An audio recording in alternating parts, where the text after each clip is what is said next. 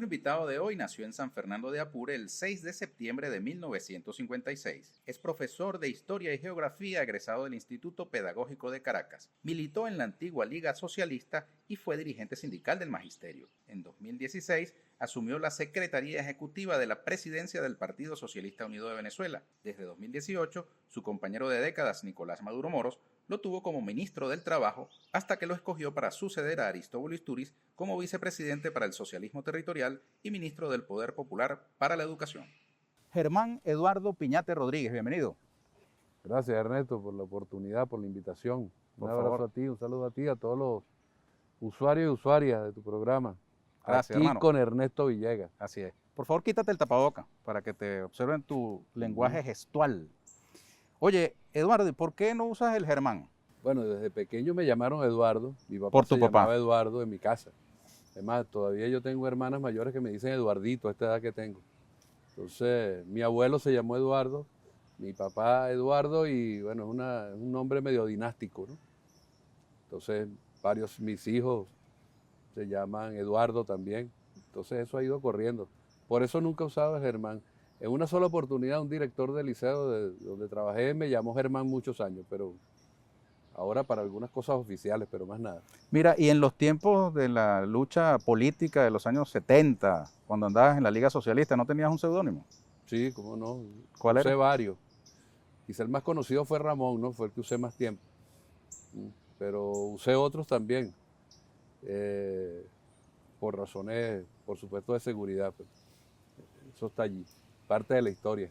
Mira, ¿y tú fuiste del núcleo fundador juvenil de la Liga o no? Bueno, puede decirse, yo ingresé a la Liga como 6 meses después que se fundó. La Liga se fundó el 19 de noviembre de 1973. Yo ingresé a mediados de 1974 ya en La Guaira, en lo que era en aquel momento el departamento Vargas, en el licenciado Aranda, el liceo licenciado Aranda. Ahí fue que me incorporé. Era muy, digamos, estaba recién fundada la Liga Socialista. Puede decirse que sí, en ese sentido. Ya existía el MEUP en la universidad, el Movimiento Estudiantil de Unidad con el Pueblo, y Educación Media en Caracas se expresaba como los comités de estudiantes revolucionarios organizados, los CERO, y en el Zulia era la Liga Estudiantil Socialista. En el resto del país era el MEUP. Algo así como en el año finales del 75, ya todos nos unificamos como Movimiento Estudiantil de Unidad con el Pueblo. Allí te cruzaste en tu camino con Nicolás Maduro Moros. Sí, un poquito después, a finales del 76, por allí. Lo conocí, me lo presentaron en el Liceo José Ábalos, él ha contado eso. En el Valle. En el Valle, estaba yo ingresando el primer semestre en el pedagógico, comenzandito el pedagógico. Yo era responsable estudiantil de la Liga Socialista en Caracas. Tenía esa responsabilidad y había una promoción ya de cuadros de la Liga Socialista de Educación Media y por supuesto fui a la zona del Valle, nos presentaron, por cierto, ese mismo día, en ese mismo liceo, en esa misma oportunidad conocí a tu hermano a Vladimir, también que era dirigente estudiantil de la Juventud Comunista. Así es. En el José Ábalos. Mira, y hay quienes dicen, lo escriben al hacer reseñas, por ejemplo la tuya, lo acabo de leer en un perfil, dicen lo siguiente: la Liga Socialista desapareció, pero manda. ¿Qué piensas tú de eso? No, la Liga Socialista tuvo un ciclo muy importante, ¿no? La Liga Socialista, incluso desde los documentos iniciales de la Liga Socialista, se concibió como una organización transitoria. Eso lo dice desde la primera declaración de la OR, el 15 de mayo de 1970. Y luego cuando se crea la Liga Socialista se crea bajo ese mismo criterio. Hay que leer el informe que presentó Jorge Rodríguez Padre en la primera Asamblea Nacional de la Liga Socialista en mayo-junio de 1975, donde establece los criterios por los cuales la Liga Socialista debía cubrir un ciclo. Hasta decíamos en ese momento, cuando surge el Partido Revolucionario del Proletariado, la Liga Socialista desaparecerá. Y siempre estuvo concebida como una organización transitoria. En el año 2006, cuando el comandante Chávez llamó, en diciembre de 2006, a la conformación del Partido Socialista Unido de Venezuela, ya nosotros veníamos en un proceso de unificación con otros revolucionarios del país y recuerdo que realizamos un pleno muy importante en Valencia, en el estado de Carabobo, que es donde se decide, y luego hicimos otro, perdón, acá en las instalaciones del Metro de Caracas, donde se decide finalmente por unanimidad la unificación, más que la unificación, la incorporación de la Liga Socialista al Partido Socialista Unido de Venezuela. Y dijimos, vamos con nuestros aportes, con nuestras elaboraciones, con nuestras consignas, sin pedir nada a cambio. Y bueno, ingresamos al Partido Socialista Unido de Venezuela.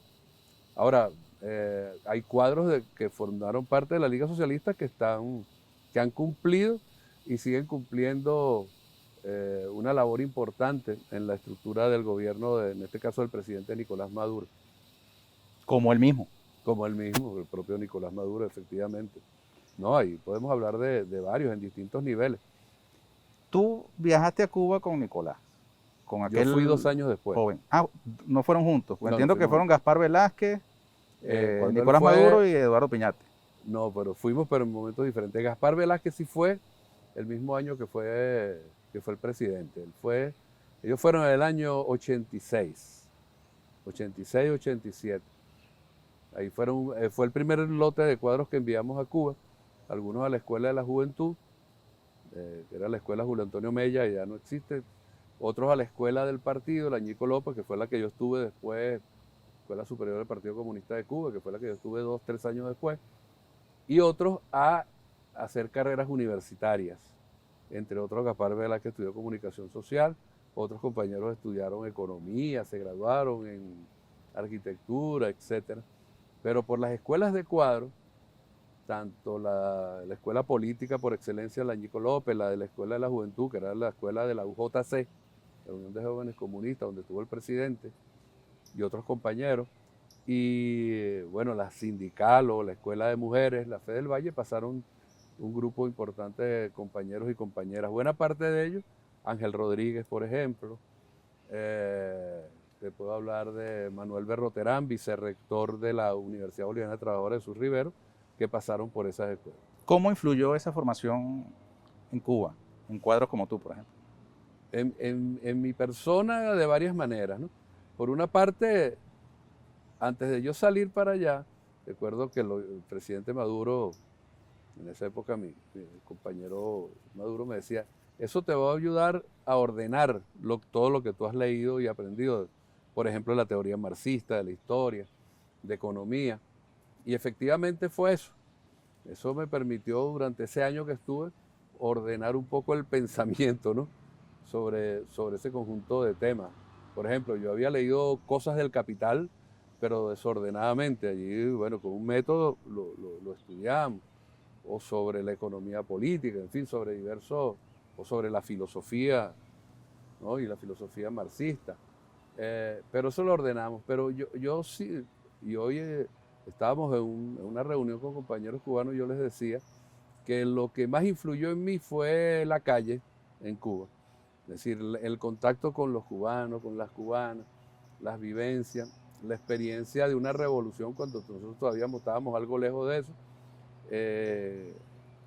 con una moral, con una dignidad, una firmeza que se expresaba en todo, en la vida cotidiana, pero además una gran solidaridad permanentemente. Entonces, seres humanos, digamos que uno vio ahí un pueblo excepcional desde ese punto de vista, ¿no? Allí vivimos unas cuantas experiencias y vivencias bien importantes. De modo que para nuestra vida de hoy, esa fue, digamos, la enseñanza fundamental para, digamos, acerar la moral, ¿no?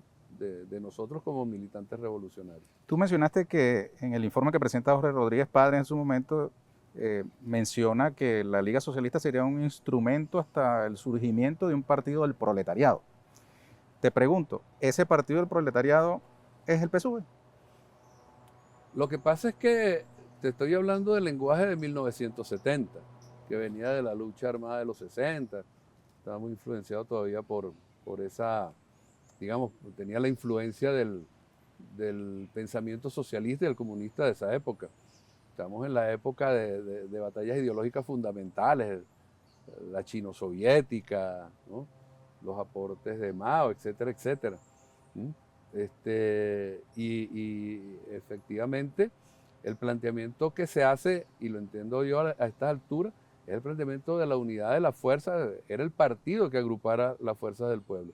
El Partido Socialista Unido de Venezuela, sin duda alguna, es la vanguardia política de la revolución bolivariana. Mucha gente dice, y es correcto, que es el partido más grande de América, en cuanto a número de militantes, de afiliados, de inscritos, de carnetizados, y eso es cierto. Pero sobre todo es por la conexión que tiene con nuestro pueblo, en todos los espacios.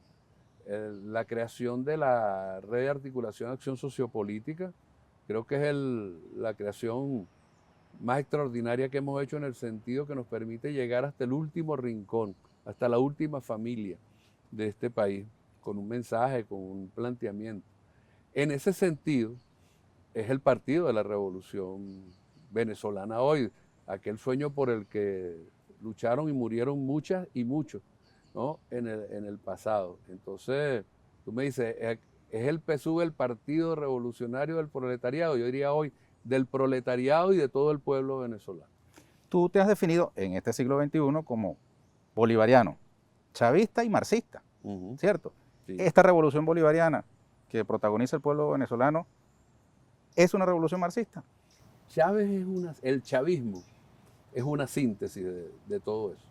El chavismo es una síntesis del pensamiento revolucionario de todas las épocas.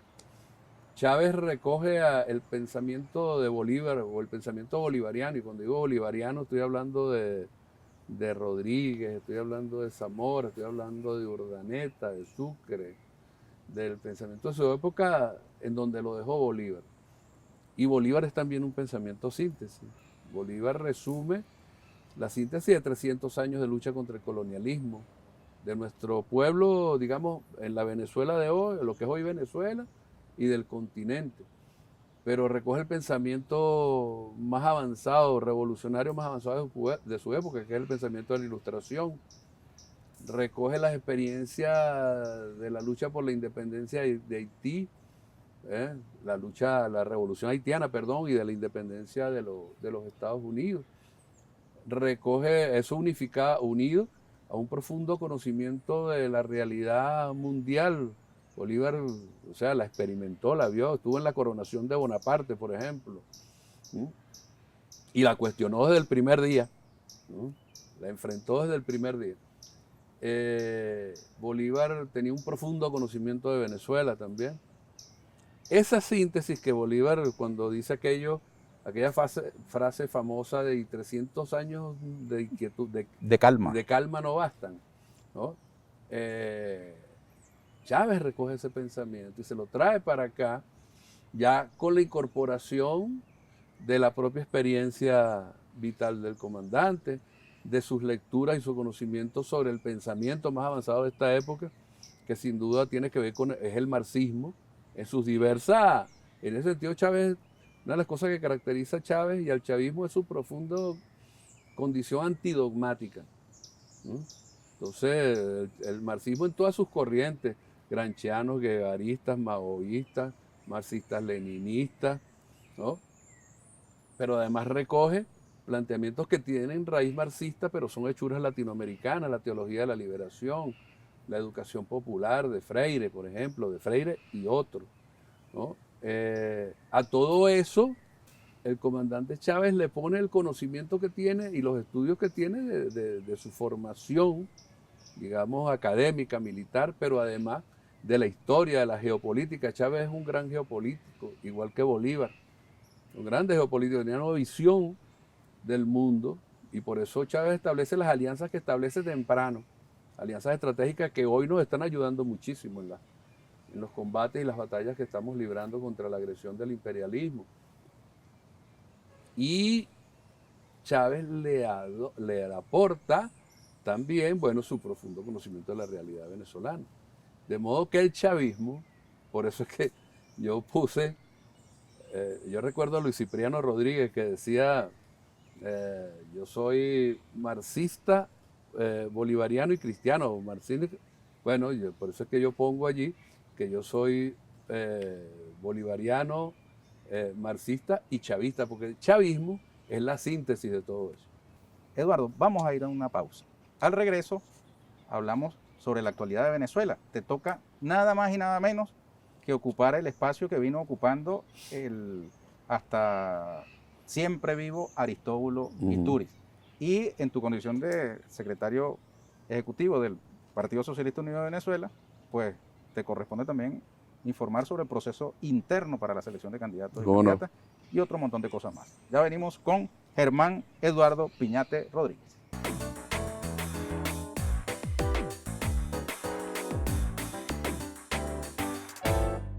Germán Eduardo Piñate Rodríguez. Algunos temitas personales. Me dicen, Eduardo, que tú tienes, a diferencia de la mayoría de la gente que tiene una mamá, tienes dos. Sí. ¿Ah? ¿Cómo es eso? Sí.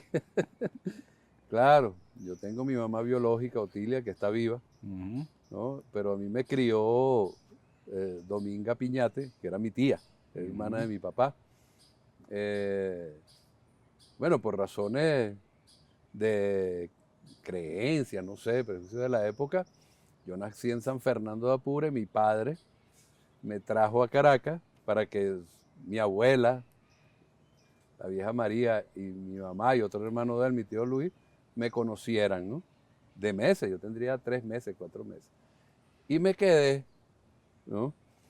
Pero bueno, y entonces, pero siempre hubo comunicación entre las dos.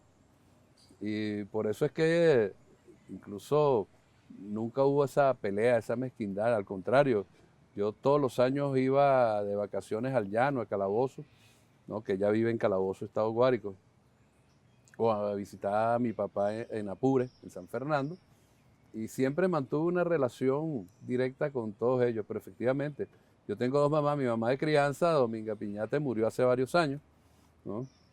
Siempre la recuerdo, ¿no? Mira, y tener dos mamás te hizo tener muchos hermanos, más de 18, según me dicen, ¿no? Tengo 18. 18 tuve hermanos. 18. Entre hermanos por parte de padre, ¿no?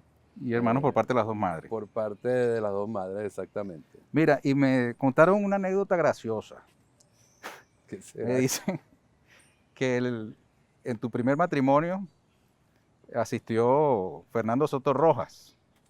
Ajá. Y que como a él lo andaban buscando y había que protegerlo, tu esposa de aquel entonces salió manejando el carro con ustedes dos de pasajeros. Sí, eso fue en una oportunidad, fue eso. La política se mete hasta en la noche de boda. Hasta en la noche de bodas, hasta en la noche de bodas, sí. Yo tuve a Fernando allí de chaperón. De chaperón. No, y varias anécdotas de ese tipo, ¿no? Una vez sacamos a Julio Escalona el 23 de enero también, con ella manejando. Que ella escoltando al carro de donde iba el carro de Julio Escalona. También cuestiones de esas que uno tuvo que hacer, ¿no? Mira, te toca, Eduardo, como decía antes de la pausa, ocupar el espacio en el que recordamos vivo a Aristóbulo Istúriz. ¿Cómo asumes tú eso? Como un gran desafío y una altísima responsabilidad. Es decir, primero Aristóbulo es insustituible, ¿no? Primera cosa. Aristóbulo es un grande de la política y de la educación, lo defino yo así. Aristóbulo tiene que ver, es protagonista de los últimos 50 años de vida política en Venezuela. En 1968, cuando se divide el MEP de Acción Democrática, ahí está Aristóbulo saliéndose, acompañando al maestro Prieto en esa separación, ¿no? Siendo un joven mepista, estudiante recién graduado de maestro normalista, ¿no? Y a partir de allí comienza a destacar luego como dirigente estudiantil del pedagógico, pero al mismo tiempo dirigente sindical o gremial del magisterio. Yo conocí a Aristóbulo en 1980, exactamente. Yo era estudiante del Pedagógico de Caracas y ya Aristóbulo era Aristóbulo. Sí, Aristóbulo ya era el dirigente del Sindicato Unitario del Magisterio de Caracas, dirigía las huelgas, lo conocí en el marco de una huelga del magisterio. que nosotros los estudiantes del pedagógico estábamos apoyando, lo conocí en una asamblea, donde Aristóbulo dijo una frase que a mí nunca se me ha olvidado, ¿no? Porque incluso nunca se la escuché a más nadie, ni siquiera él mismo, en alguna otra oportunidad. Pero a mí me marcó mucho porque esa fue una asamblea de estudiantes del pedagógico muy combativa, porque en medio de la huelga el día anterior los maestros habían sido reprimidos en una manifestación por la policía y les tiraron los perros, o sea, los perros. Y Aristóbulo en esa asamblea dijo que a los maestros les habían tirado a los perros policías y a los policías perros, ¿no? Entonces, esas son de esas frases que a uno a veces lo marca, no tiene nada que ver con nuestra policía, pero esa era la policía metropolitana de 1980, ¿no? Que era la que nos perseguía y nos reprimía a los estudiantes también. Entonces, Aristóbulo, con él, a partir de ese momento anduvimos en muchas cosas juntas. Cuando me gradué yo me incorporo y la primera tarea sindical que yo asumí fue como delegado sindical del centro de mi trabajo, pues del liceo donde yo trabajaba, que es el Liceo Manuel Palacio Fajardo del 23 de enero, ahí donde votaba Chávez. Como delegado sindical de Suma Caracas, Aristóbulo era el presidente de Suma Caracas. Y ahí lo acompañamos en múltiples luchas, discusiones, debates, la construcción de ese movimiento sindical del magisterio, que fue muy importante en esos años de las luchas que libramos. En el movimiento sindical, también en la vida política, obviamente, en las relaciones, no militamos nunca, salvo en el Partido Socialista Unido de Venezuela, no militamos juntos digamos, en los mismos partidos. Él estaba primero en Causa R, después salió del MEP para la Causa R, después fundaron el PPT hasta que se incorporan al Partido Socialista Unido de Venezuela. Pero ahí siempre mantuvimos una relación fraternal, a veces de discusiones sobre cosas en las que no coincidíamos, pero sobre todo con mucho respeto, mucha fraternidad y entendiendo que eran muchas más las cosas que nos unían, como lo ha demostrado la vida. Y Aristóbulo, eso en lo político, y como educador fue un discípulo fundamental de Prieto Figueroa. Sí, yo creo que el defensor número uno, y no solo defensor, ejecutor de los planteamientos pedagógicos, educativos, de política de Prieto Figueroa, y por ahí, bueno, qué sé yo, de Simón Rodríguez y otros, obviamente Aristóbulo Istúriz, que materializó muchas de esas cosas que planteaba teóricamente el maestro Prieto y otros pedagogos ilustres nuestros y pedagogas ilustres nuestros, ¿no? Qué sé yo, Pedro Felipe Ledesma, Luis Vigot, Belén San Juan, por decir solo algunos, algunos que están vivos, la profesora Minelia de Ledesma, entre otros, ¿no? Es decir, Aristóbulo es una expresión de todo este tiempo, ¿no? De las luchas políticas y pedagógicas, educativas que hubo en este país. Repetía mucho Aristóbulo que no es lo mismo pedir agua que tener que repartirla. Ambos, tanto él como tú, fueron dirigentes sindicales, ¿no? Sí, y ahora están tú tomando el testigo en el Ministerio de Educación, antes lo fuiste del Trabajo. No, y los dos fuimos diputados. Sí, no, efectivamente no, siempre lo decía, y es verdad, ¿no? Porque cuando uno tiene responsabilidades en el Ejecutivo, implica administrar recursos, ¿no? Y los recursos siempre son limitados, son finitos, y tú tienes que repartir el agua, ¿no? Y más aún en una revolución bolivariana, socialista, chavista, con equidad, ¿no? También tenía la tesis del queso rallado. Sí, bueno, tenía la tesis del queso, no, Aristóbulo era genial en esas cosas, ¿no? La tesis del queso rallado. Explícala rápidamente. No, bueno, que para distribuir lo poco que tenemos, nosotros tenemos que hacer como rayar el queso. Tú agarras el queso, lo rayas, lo echas en un plato y después le pegas un ventilador. Y eso se distribuye con equidad. Esa era una de las figuras metafóricas que utilizaba Aristóbulo. Utilizaba otras también, pero por razones de horario no las voy a decir, cuando hablaba del crecimiento del movimiento popular, cómo tenía que crecer el movimiento popular. Pero también usaba otras metáforas.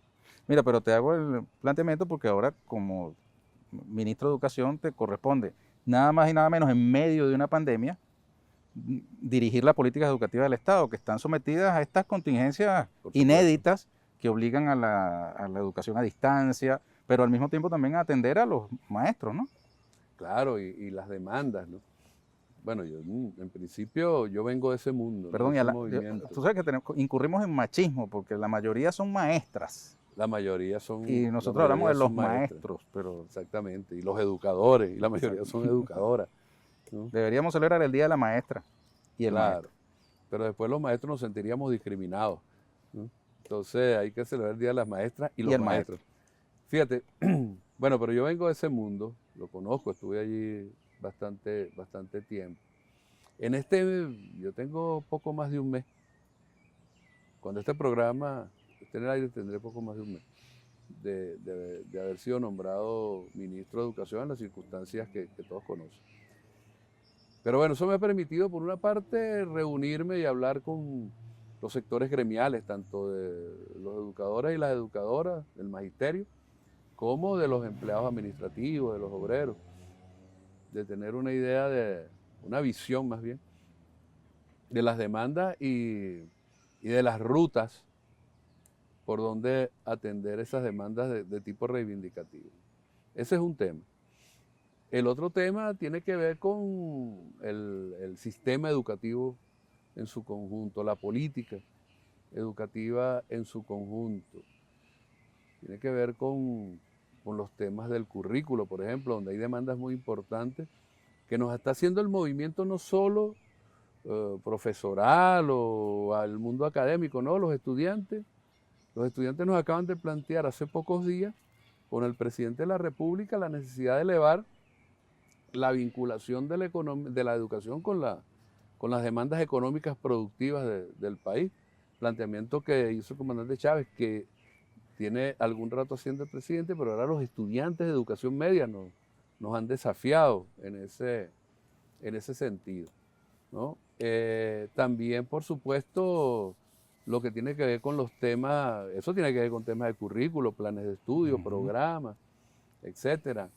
Los temas que hemos aprendido muchísimo en este tiempo de la educación a distancia.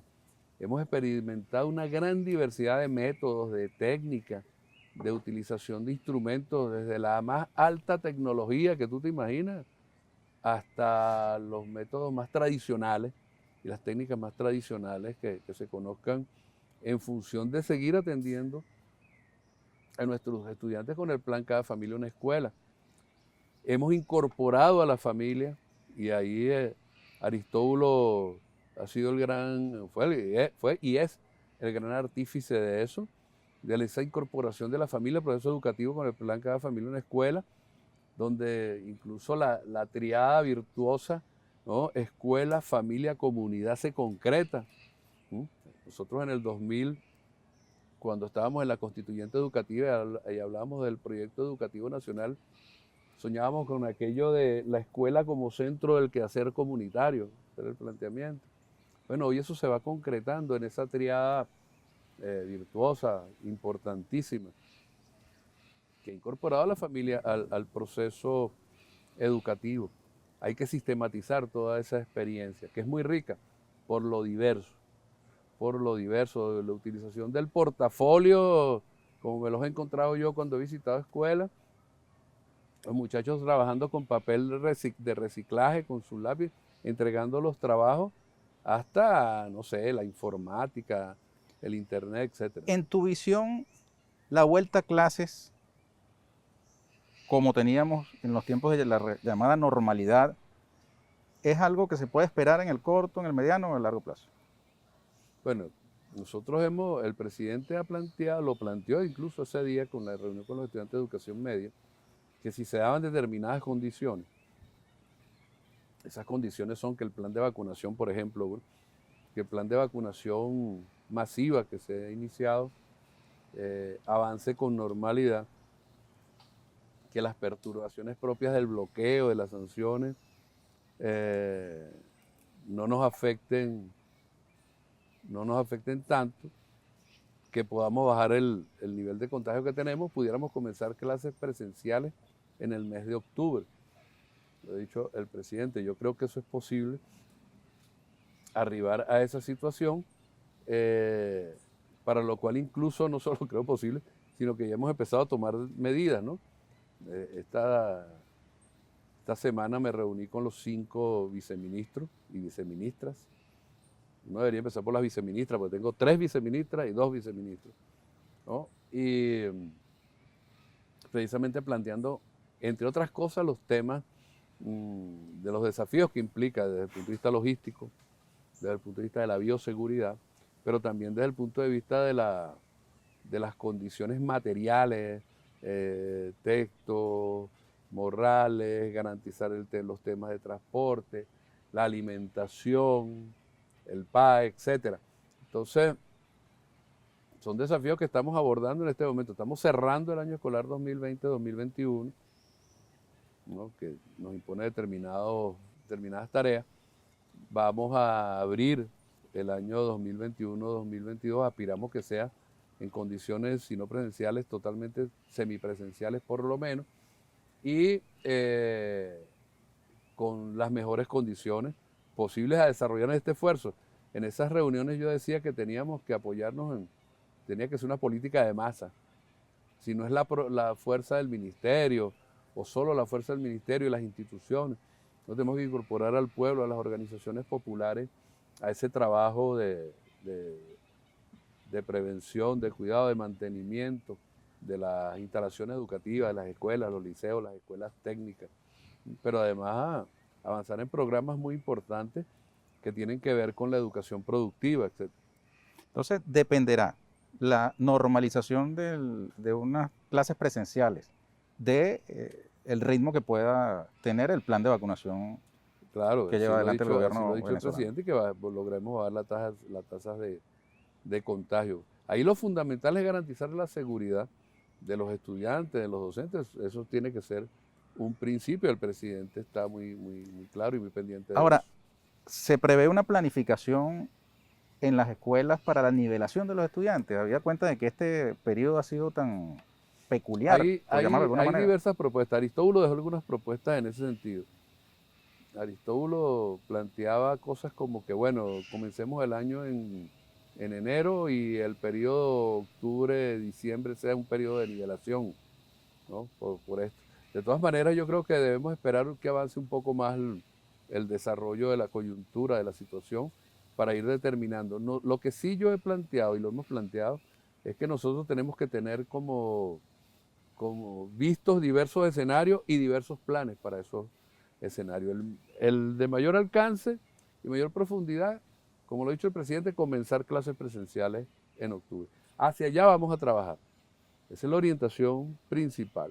Ahora, pudiera haber niveles intermedios en dependencia de que podamos hacer distintas combinaciones, pues pero tenemos que irlo evaluando. Ese es un seguimiento que hacemos diario a nivel del ministerio. Perfecto.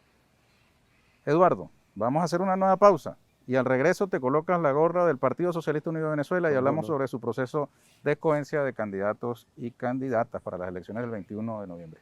Ya venimos con Germán Eduardo Piñate Rodríguez.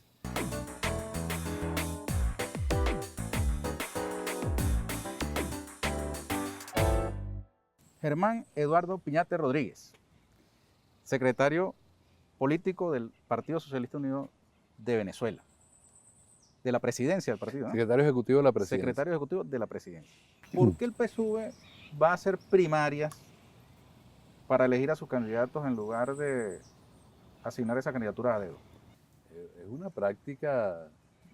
El PSUV en principio es un partido democrático, profundamente democrático. Los valores del partido son los valores de la sociedad venezolana.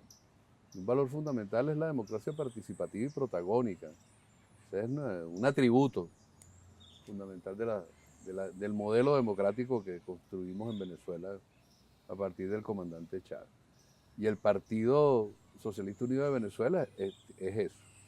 Ahora, las formas eso en primer lugar. En segundo lugar, nosotros tenemos estatutariamente decidido por el segundo congreso del partido, ¿no? Ya desde esa época, diversas formas para la toma de decisiones que están establecidas hoy en el artículo 6 de los estatutos del partido, que tienen que ver con que van desde la elección universal, directa y secreta, pasando por diversos grados, por elecciones de segundo, de tercer grado, distintos tipos de consultas, hasta llegar al método de la cooptación, que dice el estatuto también que el método de la cooptación se reserva al presidente del partido y a la dirección nacional por delegación del presidente del partido.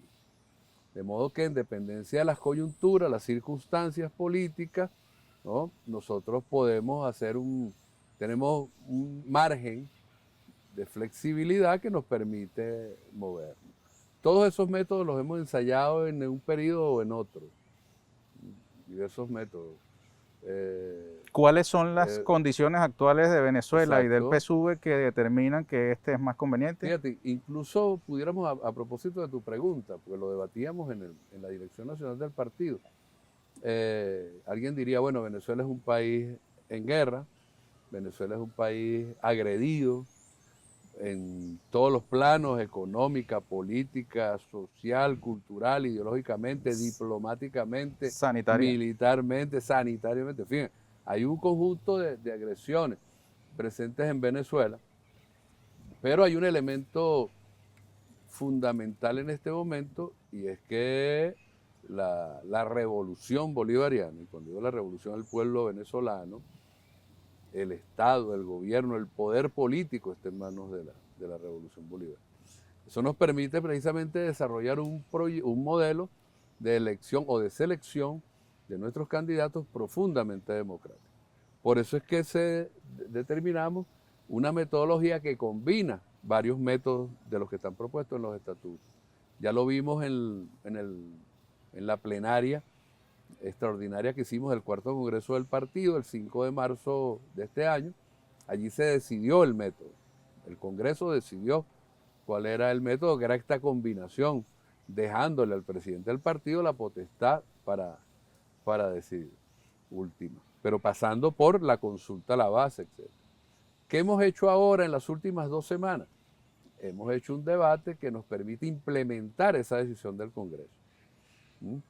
Hicimos una primera discusión hace 15 días atrás, aproximadamente, con el presidente, y allí la discusión nos dio fue para abrir una consulta a nivel del partido, en los equipos políticos de dirección, estadales, municipales, parroquiales, hasta las VC. De allá volvieron, después de 7 días de discusión, un conjunto de propuestas de implementación.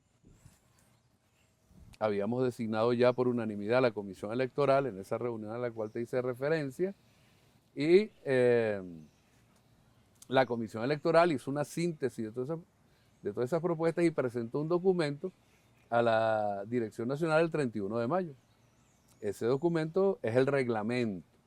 Presentó el reglamento, un proyecto de reglamento, en este caso, de postulaciones y de apoyos a las postulaciones, que es la primera fase del proceso. ¿Ok? Todo militante del partido en su VC, que es nuestro órgano de base, la Unidad de Batalla Bolívar Chávez, tiene el derecho de postular, ¿no?, sus candidatos para cada uno de los 6 cargos, de los cargos que van a competencia, que van a ser elegidos, el 21 de noviembre. Gobernadores o gobernadoras, alcaldes o alcaldesas, legisladores o legisladores de los consejos legislativos regionales y concejales o concejalas a las cámaras municipales. Son 6 actos. El día 27 de junio se van a reunir todas las VC del país, las 14.381 VC del país se van a reunir, y en un procedimiento que está detallado casi que al máximo detalle, se van a hacer las postulaciones y los apoyos a las postulaciones que allí se hagan. De allí saldrán entonces un conjunto de compañeros y compañeras, militantes del partido, hacia la comisión electoral, que entonces eso se va a complementar, ¿no?, con otro tipo de análisis de tipo cualitativo, ¿no? El presidente lo resumía con la famosa afirmación de Maneiro, de Alfredo Maneiro: ¿no? Calidad revolucionaria y eficacia política, esos dos criterios, aparte de encuestas, otros instrumentos de orden técnico. Pero una vez hecho esto, vamos entonces a la elección primaria, que es la elección primaria abierta. Incluso se consultó si la primaria era para los militantes del partido, debidamente inscritos o no, debidamente inscritos, perdón, carnetizados, etcétera, o hacíamos las primarias de tipo abierta con el registro electoral permanente. Y se consideramos en la Dirección Nacional del Partido que era mejor, incluso desde el punto de vista político, ¿no?, hacerlo de esa manera, primarias abiertas con el registro electoral, con el padrón electoral nacional. Eso quiere decir que no es necesario ser militante del PSUV para votar En por las estos primarias, precandidatos y precandidatas. no, para votar. Para ser postulados, para las postulaciones sí, pero en las elecciones primarias donde nosotros vamos a escoger los candidatos y las candidatas que vamos a apoyar a cada uno de esas instancias de gobierno, instancias de poder, efectivamente en esas primarias vota todo el que quiera votar, y sea militante o no sea militante. Mira, y si se hacen esos procesos en cada uno de los 335 municipios del país, quiere decir que el Partido Socialista Unido de Venezuela va a ir solo con esos candidatos y no va a hacer alianzas con los partidos del Polo Patriótico u otras fuerzas políticas. No, al contrario. Más bien una de las cosas que estamos previendo, incluso expresamente lo dice el reglamento así, el reglamento tiene un artículo para el tema de la unidad, ¿no? Y expresamente lo dice que los candidatos o candidatas que resulten postulados a este nivel, ¿no?, resulten postulados y luego, como te digo yo, en las primarias, tienen que estar dispuestos en un momento determinado a ceder su cargo, ceder esa postulación por razones de la alianza, es decir, por la unidad. Incluso esa es una de las responsabilidades que tenía la Dirección Nacional Aristóbulo Istúriz, que era la relación con el Gran Polo Patriótico. Bueno, esa la tengo yo en este momento y ya, digamos, hemos comenzado a recibir planteamientos de algunos de los compañeros de los partidos que conforman el Gran Polo Patriótico.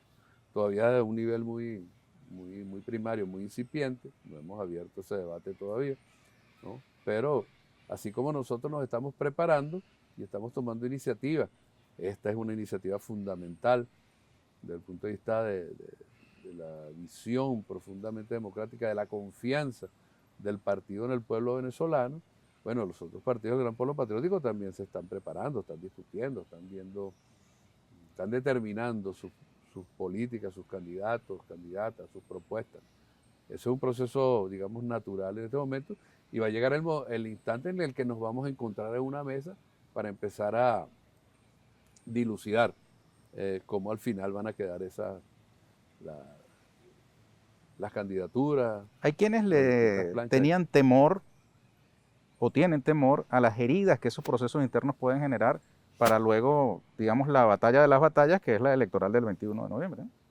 Sí, yo creo que eso es verdad. O sea, hay gente que ha planteado reservas a partir precisamente de ese tema, ¿no? A partir precisamente de ese tema. Pero yo creo que nosotros, bueno, esta decisión está hablando de la madurez de las direcciones políticas nuestras y de los dirigentes y de las dirigentes nuestras, ¿no?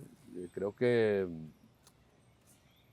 es la mejor decisión que hemos tomado precisamente para profundizar la unidad programática incluso, no solo la unidad electoral, el carácter profundamente revolucionario y democrático de nuestro partido.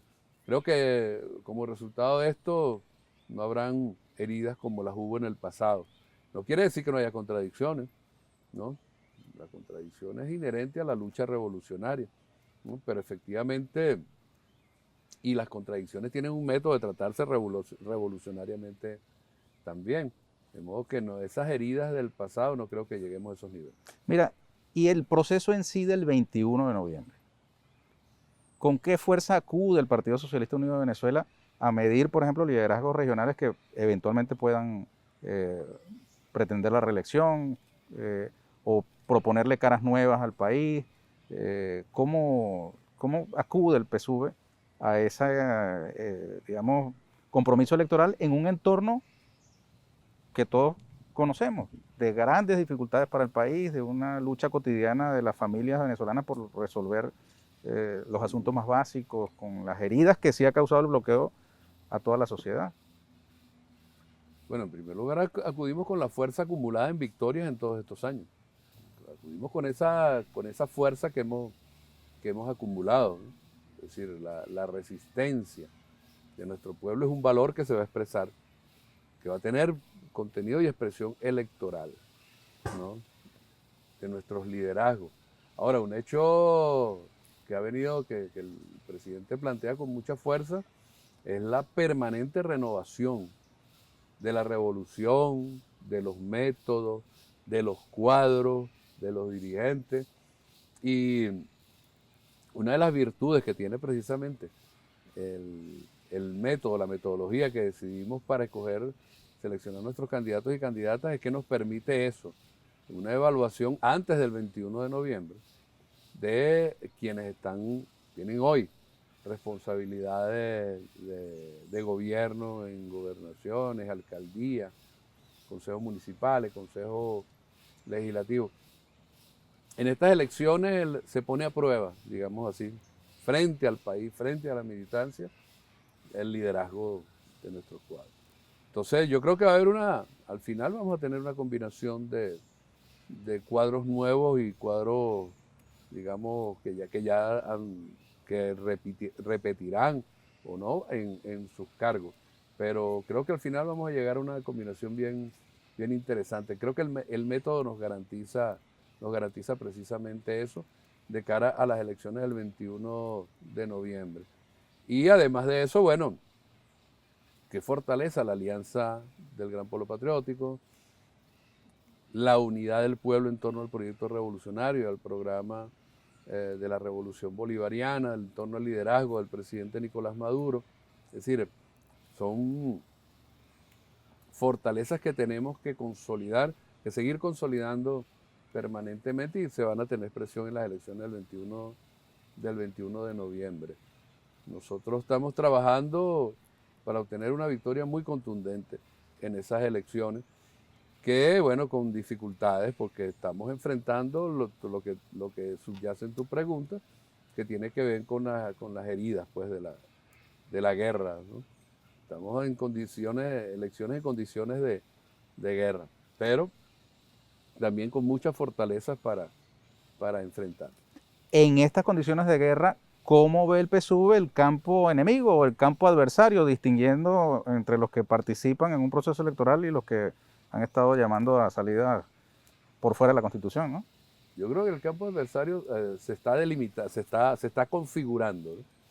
Se está configurando. Todavía creo que no está totalmente configurado. Hay por una parte lo que se llama la Alianza Democrática, que es un grupo bien grande de partidos, ¿no? De partidos que unos primero y otros después han llegado al terreno de la elección, el terreno electoral de la democracia. Hay partidos allí, digamos, tradicionales, del punto fijismo, Acción Democrática, COPEI, y otros, bueno, es decir, que incluso ideológicamente sus orígenes son son diversos, ¿no? Bandera Roja, ¿no? Distintas disidencias de la izquierda, ¿no? Lo cual le da lo plantea como un mosaico ideológico también programático más o menos complejo. Pero además, bueno, esa es una parte de las oposiciones. Hay otras partes de las oposiciones que están tratando de llegar ahí por la vía de acuerdos, negociaciones. Uno es, bueno, al final, ¿qué va a hacer Enrique Capriles, Radonsky? Porque ha venido planteando algunas cosas no sin cierta ambigüedad, un poco como, por lo menos es la impresión particular que tengo, ¿no? Y luego está, digamos, este sector extremo del guaidosismo, que también está buscando a ver cómo negocia y entra crea condiciones como para entrar en el debate. Bueno, ellos han tenido una respuesta contundente del presidente de la República con relación a las condiciones para el diálogo. Y luego está, bueno, quizá lo más extremo, que es el sector que básicamente está fuera de Venezuela, no quiere decir que no tenga expresiones aquí, ¿no? Está en Miami, está en Madrid, está en otras partes, en Colombia, ¿no? Que son los partidarios abiertos eh, de la guerra, pues, de la invasión, de las sanciones, de entregarle este país por pedacito a los gringos. Eso no quiere decir que de estas otras oposiciones no haya de eso, ¿no? Estudiando sus rasgos fundamentales. El guaidosismo hasta hace media hora estaba con este último sector, ¿ok? Y creo que todavía está ahí, ubicado. Solo que le dieron la orden de decir, bueno, vamos a tirar un acuerdo de salvación nacional, como ellos lo han denominado. Creo que la respuesta del presidente ha sido acertada y en el nivel que ameritaba una propuesta de ese tipo. Eduardo, ¿quién es el enemigo a vencer en esas elecciones? El enemigo a vencer esas elecciones, el imperialismo sigue siendo el enemigo a vencer.